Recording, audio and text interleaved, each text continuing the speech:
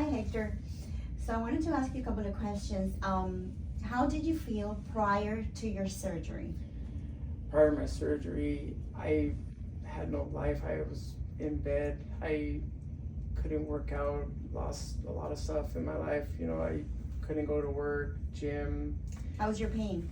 miserable. I was at about an 8 all the time, pills, you know, injections, nothing was working. Nothing was working, okay. And when was your surgery? 72 hours ago almost. 72 hours ago. Yeah. This past Tuesday. Yes. Right. And how do you feel now after surgery? I actually feel good. I feel really good.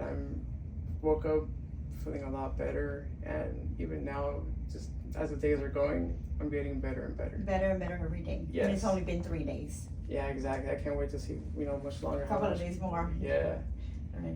So would you recommend Dr. Buzovanic?